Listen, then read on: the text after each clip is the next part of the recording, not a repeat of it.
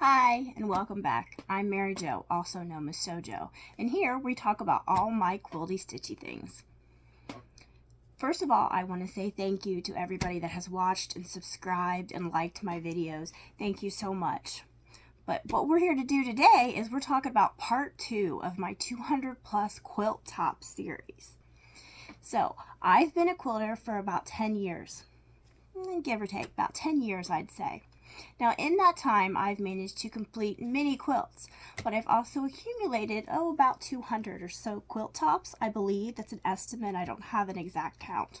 So I thought it would be fun to start pulling all those quilt tops out and having a little trunk show and counting to see how many we get. When or why I start quilting is actually a funny story attached to it. I used to crochet all the time. I crocheted a lot. I also was sewing dresses at the time for myself and my daughter. My daughter was getting older and didn't really want to wear them, and they were usually summer dresses anyway. So the sewing kind of stopped. So I was crocheting a lot more because crocheting is much more portable to take everywhere. Well, one day my husband came to me and said, "You need to stop because we have too many blankets." So I said, "Okay." So I stopped crocheting and I took up quilting. Now I eventually started crocheting again too. But that all led to this. All these quilts that I just keep accumulating and making because I found that I really, really like quilting.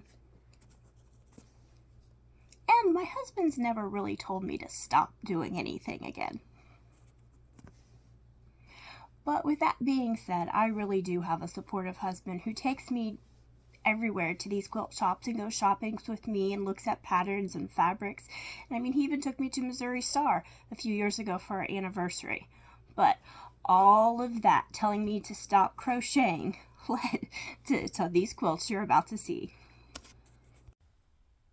Welcome back to part 2 of my 200 plus quilt tops trunk show.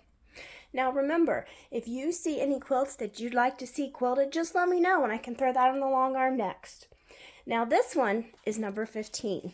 This is a Crabapple Hill Studio pattern by Meg Hawkey, and it's called "'Twas the Night Before Christmas." Now all of that red work is actually hand embroidered.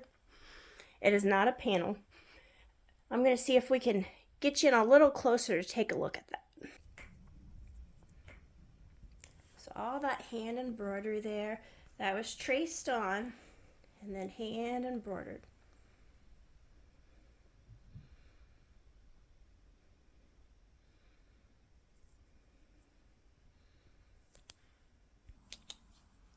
Number 16.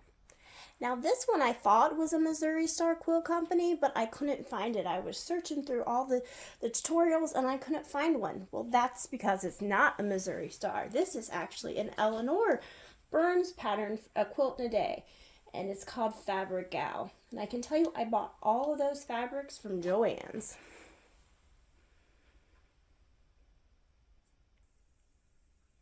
Now this is number 17. This is a Deb Strain pattern from Moda called Homegrown, and it was a free pattern with the fabric line that came out. I believe I bought all of that at a trip to Missouri Star Quilt Company. Number 18. This is Love Notes pattern from Missouri Star Quilt Company, and it is a charm pack quilt. Their tutorial only used one charm pack, but I know I used multiples. I don't remember if it was 2 or 3, but I did use multiples to make it bigger than what their tutorial was. This is number 19. This pattern is called Weaver Fever by Jackie Robinson. I know all those fabrics were brought at Joann's. Now this was put together in kind of like a Bargello style, which also started my love for Bargello quilts, which they will be coming up in later parts.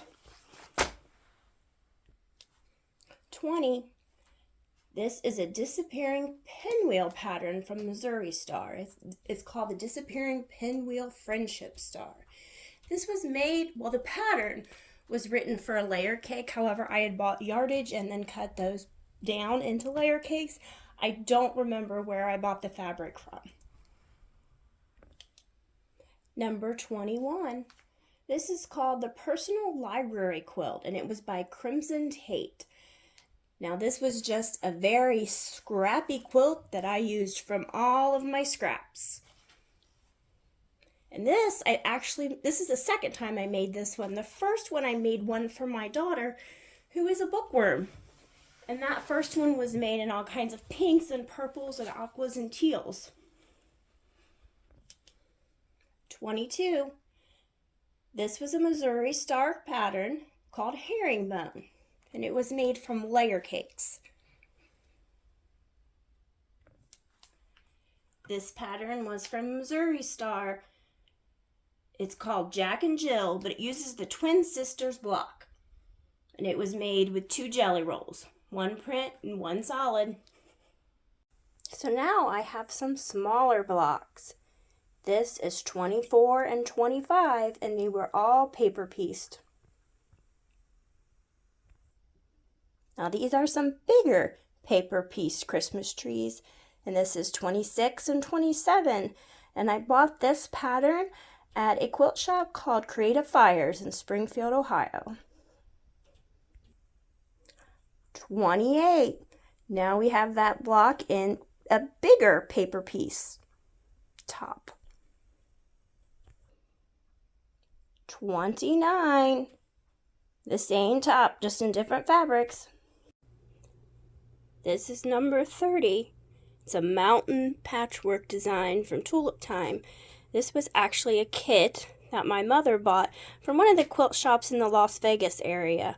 Now this was actually hand pieced and then hand top stitched together. 31.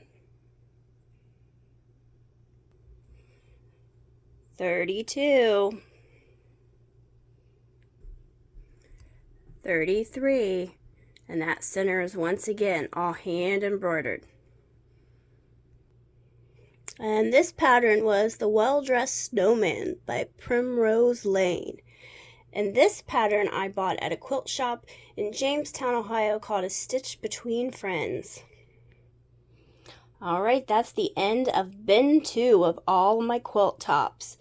Join me next time for part 3 when I talk about more of my quilty stitchy things. Bye!